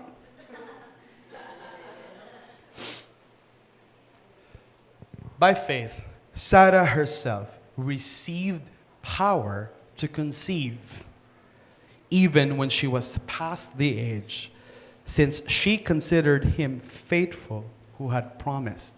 So, we heard about Abraham. Okay na sa atin si Abraham. He's a blueprint that we can walk on to. He's imperfect as we are. Pero paano si Sarai? Well, Sarai siya, tapos pinangalanan na siya, ginawa na Sarah. Paano si Sarah? Sarah was barren, infertile. Now, ngayon, pag kunyari infertile, maraming ways para magkaanak Maraming treatments ngayon, yung iba naman nag-a-adapt sila, okay naman na yun and all. Pero back in the day, na hindi pa ganun ka-advanced yung technology, wala pang mga laboratory technology to make it happen. And it's a culture of patriarchal succession. Para maging wala kang ma-produce na heir, that's a reproach to a woman. It's considered as a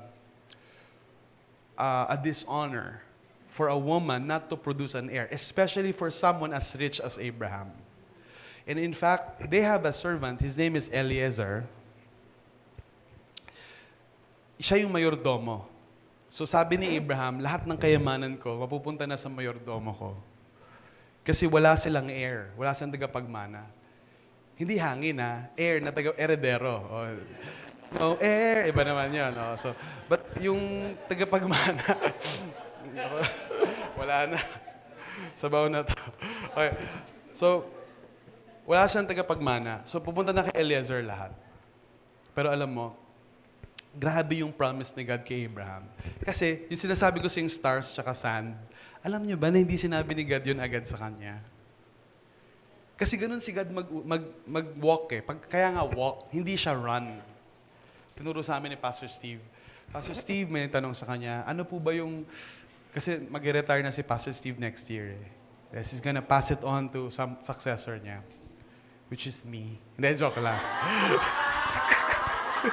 Joke lang, Pastor Steve. Buti Tagalog yun. Hindi mo maintindihan. Tinranslate eh.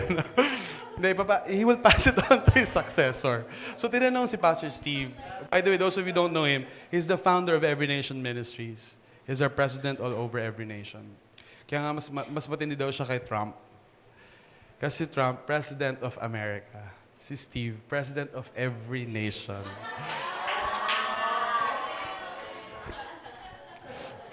So tinanong siya, sabi, Pastor Steve, meron ka bang regrets or meron ka bang sana ginawa mo in the past 40 years ng victory?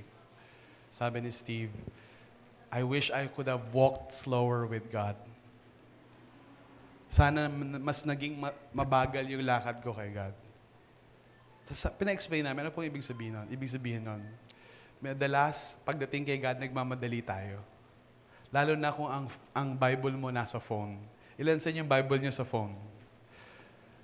Kaya importante talaga na may Bible ka na hindi nasa phone. Kasi pag nasa phone at nag-email yung boss mo, at tinawagan ka na sa trabaho, wala na, sasara na yung devotion mo.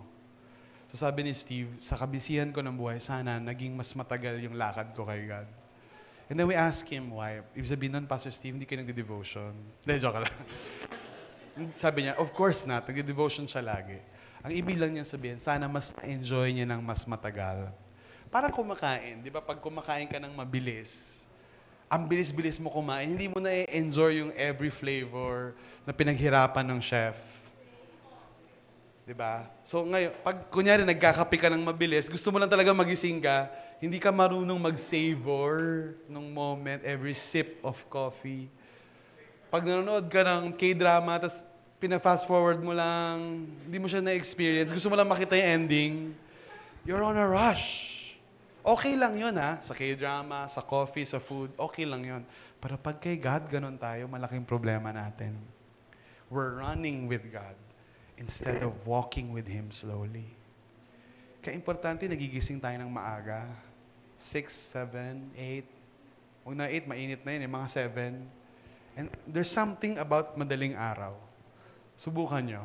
I'm not kidding. And this is no longer dependent kung anong work time mo. But there's something about the early morning, kaya puyat ka kaya hindi, that makes you so sensitive to the Spirit of God. Tapos pag alas 8 na nawawala, parang nakakainis na ang init. Alam mo, ganun na.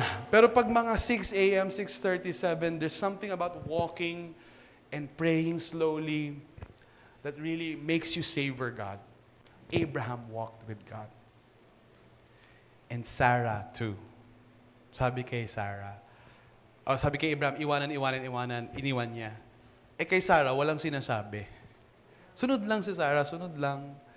Tas dun na, nung nandun na sila, tsaka sinabi sa kanila, as many as the stars, as many as the sand. Natawa si Sarah. Tawa siya ng tawa. Paano? 90 na siya. Ang tagal na nilang di nag-honeymoon. Ang honeymoon sa kanya parang matandang pelikulang din niya na napanood. So, sabi niya, will I have this pleasure at my age? 90 na siya. Let's say, hindi siya infertile.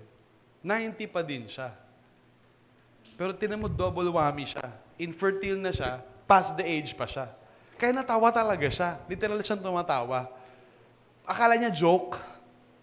But then, the angels na pinadala kay Abraham, 3 sila, confronted her. And sinabi, seryoso yun. Now, the next time, the angels visited them again, tumawa pa din si Sarah. But you know what? She learned a different laugh.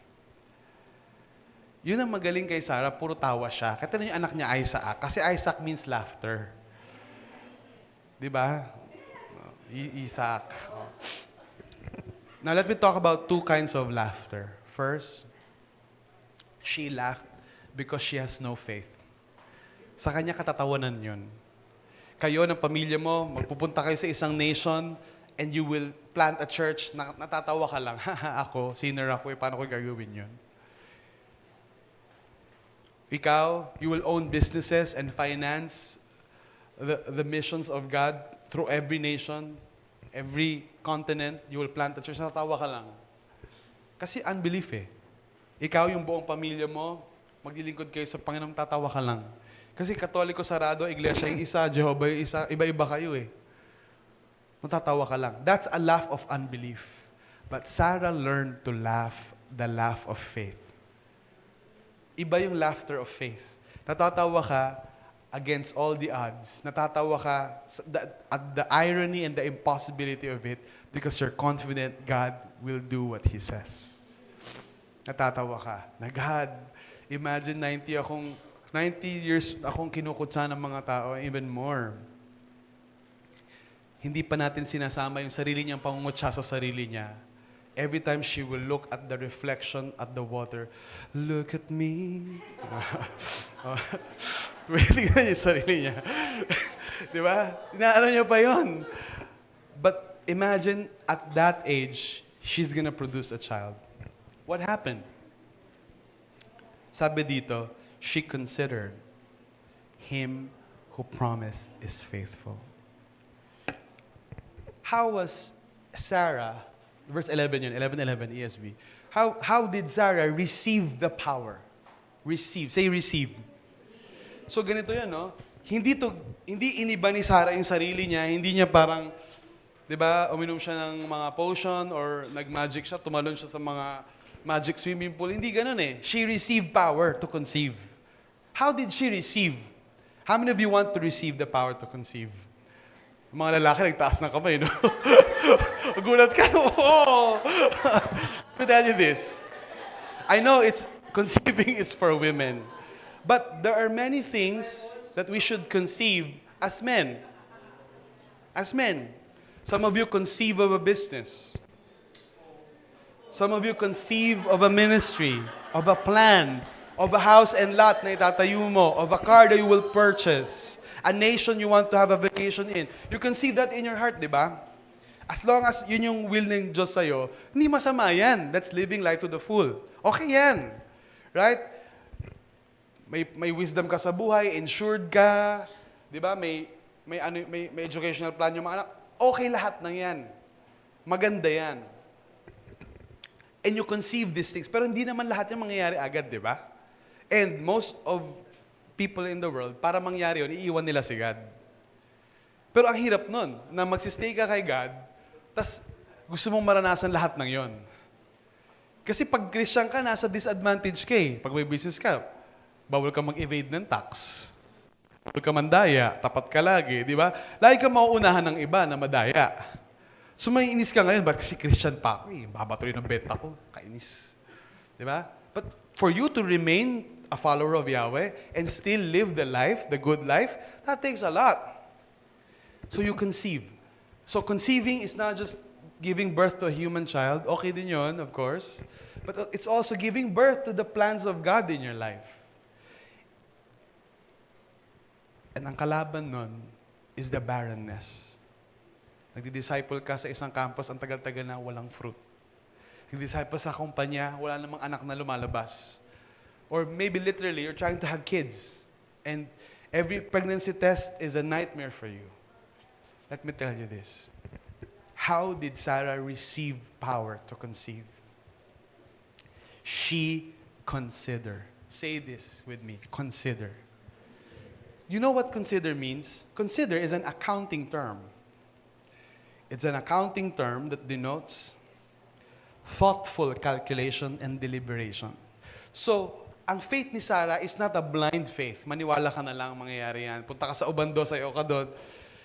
Hindi ganoon ang faith ni Sarah. Ang faith ni Sarah is calculating faith. Hindi to pwede, 90 na ako, baog ako, mahirap to, imposible to, baka si Abraham di niya na rin kaya itong gawin for me. But you know, why it's an accounting term? Kasi na-account niya lahat ng kahinaan nila at imperfections nila, pero in-account din niya yung kapangyarihan ni Yahweh. Pero nandito na kami sa Israel ngayon, ilang gera na yung na-survive namin, nakatira kami sa tent, yes, pero nag-survive yung lahi namin. Tinignan niya, God has been faithful to us all this time. He has been true to His promises. That's an accounting. Di ba yung accountant? Tinitignan yung transactions. Tinitignan yung track record of faithfulness. Sarai looked at the track record of Yahweh and did not found him wanting. He found him faithful. He considered him who promised faithful.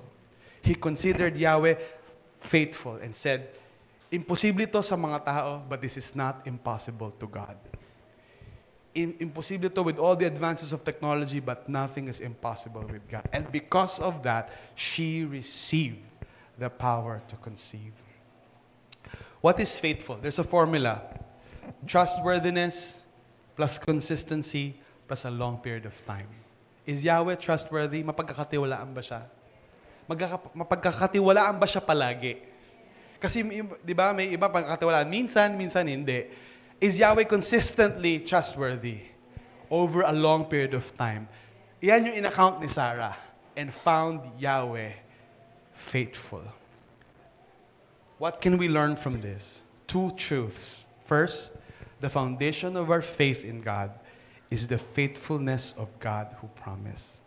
It's not about our faithfulness. This is not a preaching about ang galing ng faith natin. Kaya tayo may faith. Kahit gaano kaliit yan, is because we know He is faithful. He is faithful who promised. The last verse is this. Verse 12. Kaya, kahit parang patay na si Abraham, sa kanya nanggaling ang lahing kasing dami ng stars sa langit at di mabilang na buhangin sa tabing dagat.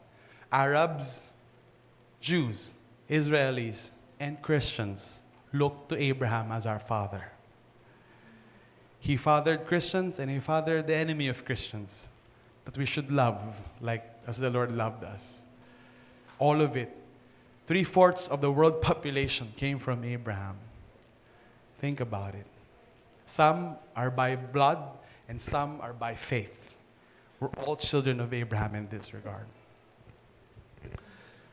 Second truth, the fruit of our faith in God is the fulfillment of God's purpose through our life. May fruit ang faith. And alam niyo, ba't magandang pagkatiwalaan si Yahweh? Kasi magbubunga ito ng katuparan ng mga purpose niya sa buhay natin. You can live life without faith. And you will live like an animal.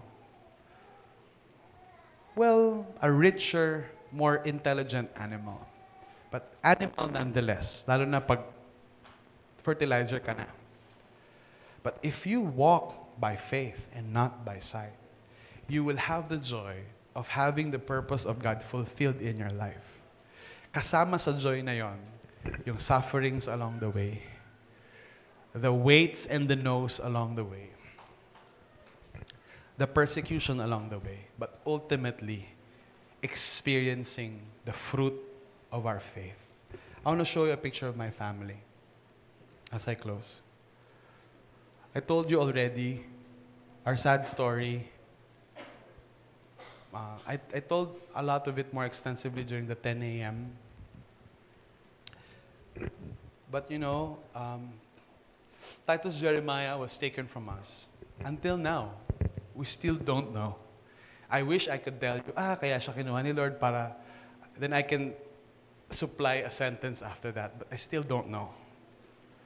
But you know one thing I know, God is faithful to His promises. In fact, our second child, si Luke, is totally a living joke to us. My wife still has menstruation while she's pregnant with him. We don't know she's pregnant with Luke. Kasi meron pa rin siya. Tapos nalaman lang namin magpo-4 months na siya. Walang vitamins. Kumain kami ng mga junk food. Lahat ng bawal. And then kinakabahan kami. Diagnosed with polyhydramnios. Sobrang amniotic fluid ni Jinky. Sabi sa amin ng OB, we're very sure there's a physical defect. So brace yourselves, brace your heart. Hindi kami makapag-cast kasi natatakot kami to see. And then nung nagpa-cast na kami, it's a scan to see, nasa tiyan pa lang siya. Yung sonologist namin, sinabi na lahat na nakakatakot, parang gusto na namin umuwi. Tinakot niya kami, ganito po yan, baka po may ganito siya, pero pag ganito, ito po yung operasyon na gagawin. Mga ganon. Sabi ko, bakit naman ganito itong taong to? Tinatakot talaga kami. And then, hindi makita yung malabo. But you know, when Luke was born, we were looking for any physical defect, behavioral, everything. And it's not to put down those na meron. I'm sure a lot of you have kids na they have special needs, and they're born for a reason and a purpose. But to just show and demonstrate the grace of God, we were prophesying into his womb, into the womb of my wife, and declaring the promises of God. Lord, may you reverse this. May you heal him without medication and surgery. May you heal him completely. Sabi ng mga doctors, we can't say why there's too much amniotic fluid. Pero baka sarado yung kidney niya or sarado yung bibig niya, baka wala siyang esophagus, mga ganon. And there's so many reasons that they're giving, kaya hindi na lumalabas yung fluid. But you know, we continue to hold on to the promises of God. Spoke life into our son. That's why I called him Luke, a physician, but also a theologian. He will heal not just physically, but spiritually. Let me tell you this, until now, we can't find any defect in him except that sobrang lakas niyang kumain, tsaka ang sakit sa tenga niya umiyak. Pag hindi siya mahina lang, nagpapanggap lang yun. Marunong yung magpanggap eh. Like you guys, when you're in church. Tahimik lang siya dito and all of those things. But the Lord is faithful to us. This is no longer a theological rambling. This is our life. We have seen firsthand the grace of God upon our life. My family, we're struggling a lot. We don't have much. Hindi kami kasing yaman ng mga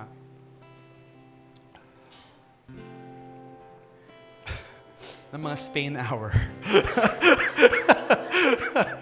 May nahanap. Hindi kami kasing yaman ng mga Baunani, ng mga Pelayo. And we've been through a lot. Sige, ano na, Diesta. Ayan. But you know, one thing that the Lord has blessed us, mayaman kami sa inyo.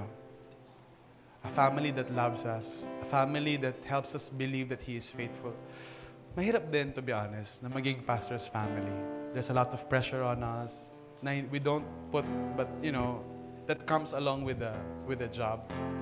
But seeing you struggling also, and then being victorious, seeing you grow in your faith in Christ, I could say this is the best life ever for us. Wala na akong ibang inihiling. Everything I need, I have in Christ. He is enough for me. I have no regrets of my past few years in life. Alam ko na it's all for God's best. Alam niya yung ginagawa niya. I am living a financial suicide right now, and I hope I will have friends who will help me rectify that. But one thing I know this, sacrifice changes the world. And because Jesus sacrificed, I hope to see myself one day more financially wise, maybe able to run a business or two, so I don't need to live on support and things like that. But while that doesn't happen yet, I'm living every day by faith. My family is living every day by sacrifice. And I'm so glad we did. Because we can tell you, God is faithful. God provides. God heals. God rescues. God is trustworthy. God is consistently trustworthy. God is consistently trustworthy for 17 years of my Christian life. And for the next 70 more, He will continue to be faithful. Because of that, I implore you, let's put the foundation of our faith, not in our goodness, but on the faithfulness of Him who promised. Because He is the promise keeper. Let's all stand and pray. Father God, thank you for your word for us, that you want us to accomplish and do by faith. Father, I pray that you will speak to each and every one of my brothers and sisters, that you will remove any condemnation in our hearts, any guilt feelings of regret, and we will only look forward to the future you have in store for us.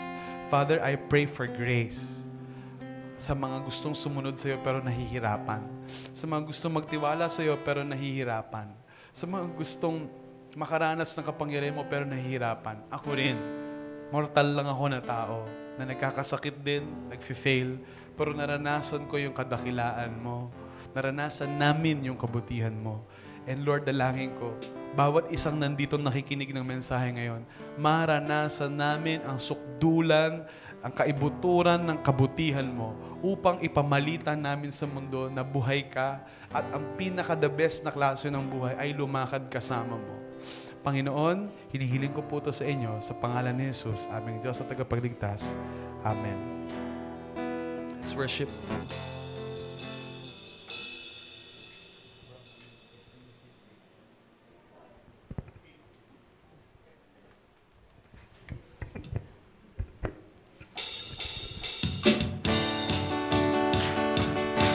Come on, let's celebrate God's faithfulness and goodness into our life.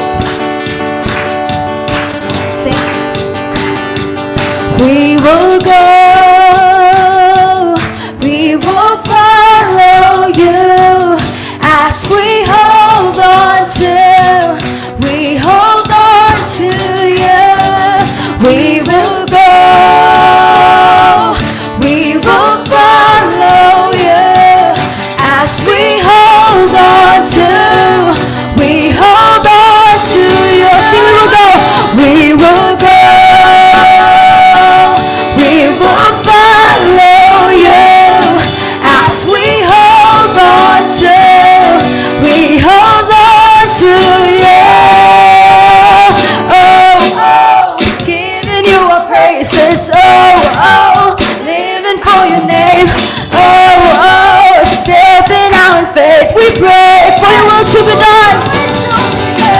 We know you have gone before us. We have a promise to proclaim. We are stepping out in faith. We pray for your will to be done.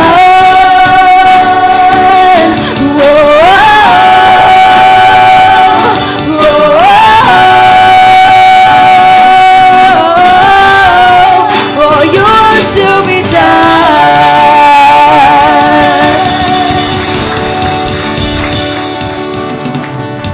Lord, we thank you for this afternoon. Maraming salamat, Lord, for your faithfulness. God, faithful ka sa bawat isa sa amin. And Lord, you are faithful sa bawat family, bawat communities represented here. And so we lift you up, we honor you, God. Give us the grace and humble us, Lord, to be faithful sa iyo, God. And Lord, we just continue to declare yung promises mo sa buhay namin, sa bawat isa sa amin, God. Continue to protect us, Lord, increase our faith, and tinataas ka namin, Lord, in our 2 p.m. service. Maraming salamat, Lord. We pray this in Jesus' name. Amen. Amen. So, that's all for week 1 of our series entitled By Faith. See you next Sunday for week 2 ng ating series. Yan. So, invite po natin yung friends, classmates, families natin. Thank you po.